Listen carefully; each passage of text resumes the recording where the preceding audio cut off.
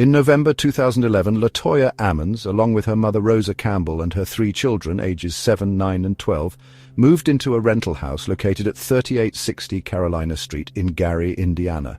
Shortly after settling in, the family began experiencing a series of inexplicable and increasingly terrifying events that would thrust them into a real-life nightmare. The disturbances commenced with an unusual infestation of black flies swarming their screened-in porch, despite the cold December weather. No matter how often they exterminated the insects, they would return, defying natural explanation. This was merely the prelude to more sinister occurrences.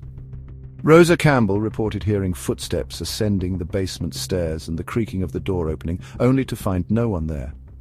One night, she awoke to see a shadowy figure pacing the living room and, upon investigation, discovered wet boot prints on the floor. These manifestations escalated, targeting the children with alarming intensity. The 12-year-old daughter was allegedly found levitating above her bed, unconscious, during a sleepover, witnessed by a friend and a relative. Despite their prayers and attempts to bring her down, she descended only after a prolonged period, with no memory of the event.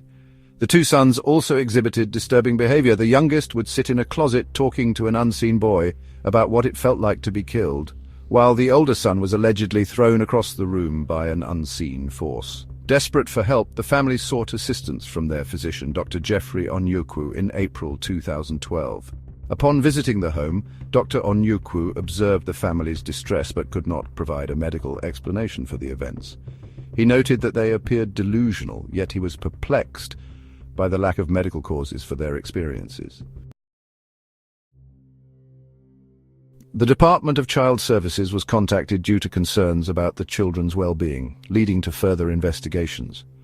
During a DCS interview at the hospital, one of the boys allegedly began growling with his eyes rolled back and attempted to attack his brother. He then walked up the wall backwards, flipping over his grandmother, and landed on his feet. This incident was witnessed by a nurse and a DCS case manager, both of whom were reportedly shaken by the event. The family sought help from local churches, many of which declined to assist. Eventually, they found a church willing to listen. A priest, Father Michael Maginot, was assigned to investigate. After interviewing the family and witnessing some of the disturbances himself, Father Maginot concluded that the family was under demonic attack. He sought permission from the Diocese of Gary to perform an exorcism, which was granted. Father Maginot performed 3 exorcisms on LaToya Ammons, 2 in English and 1 in Latin. During these rituals, LaToya convulsed and exhibited other physical reactions, which Father Maginot interpreted as manifestations of the demon's resistance.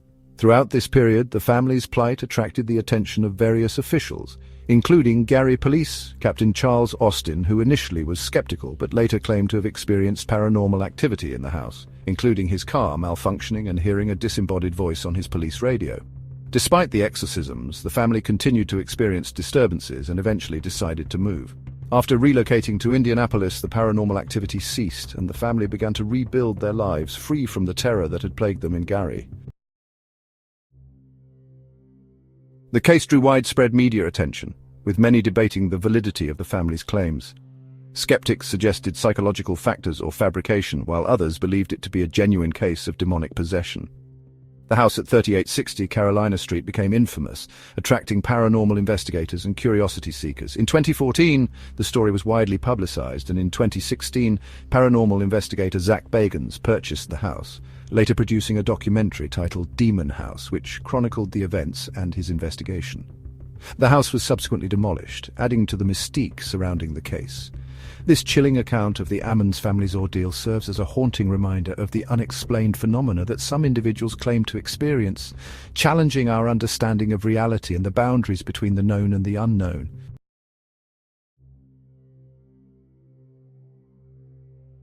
In August 1977, the quiet London suburb of Enfield became the epicenter of one of the most documented and controversial paranormal cases in history. The Hodgson family, single mother Peggy and her 4 children, Margaret, aged 13, Janet, aged 11, Johnny, aged 10, and Billy, aged 7, resided in a modest council house at 284 Green Street.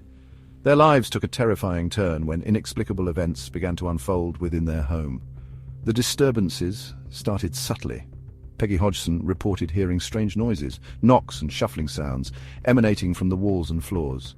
Initially dismissing them as typical household creaks, she grew concerned when the sounds intensified, often occurring in patterns that suggested an intelligent source. The children, particularly Janet and Johnny, complained of their beds shaking violently during the night, disrupting their sleep and leaving them frightened. One evening, as Peggy was putting the children to bed, a loud crash echoed from the boys' room. Rushing in, she found a heavy chest of drawers had moved several feet across the floor, blocking the door. Perplexed and alarmed, she pushed it back into place, only for it to move again before her eyes. Attempts to shift it back proved futile, as if an unseen force resisted her efforts. Terrified, Peggy sought help from her neighbours, the Nottinghams, who witnessed further unexplained phenomena, including marbles and Lego bricks being hurled across rooms by an invisible entity. With no rational explanation in sight, Peggy contacted the police. Officers arrived and conducted a thorough inspection of the premises. During their investigation, a constable witnessed a chair levitate and move across the floor unaided. Despite this, the police were unable to provide assistance, citing the lack of criminal activity, and suggested seeking help from other agencies. Desperate, Peggy reached out to the press, hoping to find someone who could shed light on the bizarre occurrences. Reporters from the Daily Mirror visited the house and experienced the phenomena firsthand, witnessing objects being thrown and hearing strange noises. Their reports attracted the attention of the Society for Psychical Research, leading to the involvement of paranormal investigators Maurice Grosse and Guy Lyon Playfair. Grosse and Playfair conducted extensive investigations over the course of several months. They documented numerous incidents, including furniture moving, objects levitating, and unexplained knocking sounds that seemed to respond to questions. The focus of the activity appeared to center around Janet, who began exhibiting signs of possession. She would enter trance-like states, during which a deep, gravelly voice emanated from her, claiming to be Bill Wilkins, a previous occupant of the house who had died years earlier. Skeptics questioned the authenticity of the events, suggesting that the children, particularly Janet, were fabricating the phenomena for attention. While some incidents were indeed found to be pranks, Grosse and Playfair maintained that many occurrences were unexplainable and beyond the capabilities of the children to orchestrate. Audio recordings captured the mysterious voice, and photographic evidence showed furniture moving and Janet being thrown from her bed by an unseen force. The case attracted widespread media attention, with journalists, photographers, and curious onlookers flocking to Green Street. The constant scrutiny took a toll on the Hodgson family, exacerbating their stress and fear. Despite numerous investigations by various experts, no definitive explanation was found. The phenomena gradually subsided over a span of 2 years, leaving behind a legacy of unanswered questions and ongoing debates about the nature of the events. The Enfield Poltergeist case remains one of the most intriguing and contentious episodes in paranormal history. It has been the subject of books, documentaries, and dramatizations, including the 2016 film The Conjuring-a. To this day, opinions are divided, with some viewing it as a genuine case of supernatural activity, while others consider it an elaborate hoax perpetuated by imaginative children. Regardless of one's stance, the story of the Hodgson family serves as a chilling reminder of the mysteries that lie beyond our understanding, challenging the boundaries between the known and the unknown.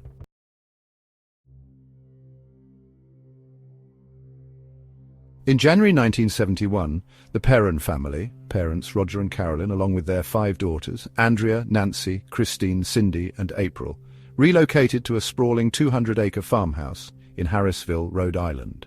The property, known as the Old Arnold Estate, was rich in history, with its origins tracing back to the 18th century. The family was unaware that their new home harbored a dark past, one that would soon envelop them in a series of terrifying events. From the outset, the Perrons noticed peculiar occurrences. Objects would move inexplicably, disembodied voices echoed through the halls, and an overwhelming sense of being watched pervaded the atmosphere. Initially, these incidents were subtle and easily dismissed. However, as time progressed, the manifestations grew more sinister and targeted. Carolyn Perron bore the brunt of the malevolent activity. She experienced physical attacks, including unexplained bruises and scratches. Disturbingly, she began to exhibit signs of possession, speaking in archaic languages and displaying knowledge of events she had no prior awareness of. The children, too, were not spared. They reported encounters with spectral figures, some benevolent, others threatening. One particularly harrowing entity was said to be a woman with a broken neck, who would appear at the foot of their beds, her head hanging at an unnatural angle. Desperate for relief, the Perrons sought the assistance of Ed and Lorraine Warren, renowned paranormal investigators. The Warrens conducted a thorough investigation of the property and concluded that it was plagued by a demonic presence.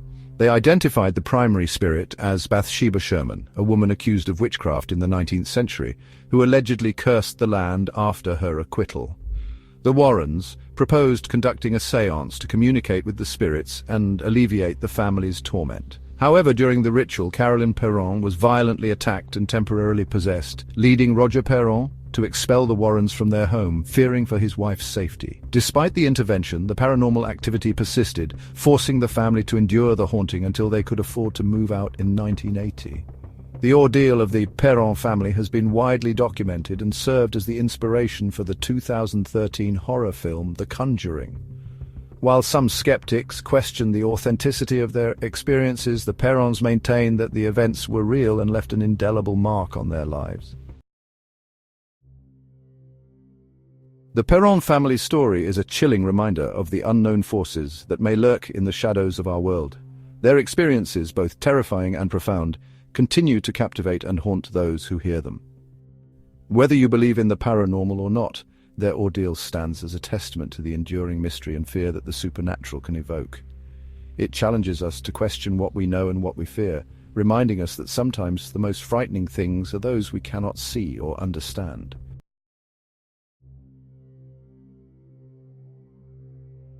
Some homes are filled with more than just memories. A mother fighting against unseen forces, a child speaking to something no one else can see, shadows creeping into reality, refusing to be forgotten. These weren't just stories. They actually happened. And if they happened to them, who's to say it won't happen to you? If you enjoy these terrifying true stories, share and subscribe to the Sixth Frequency. And don't forget to hit the bell icon, because some hauntings never end. See you in the next one. If you make it,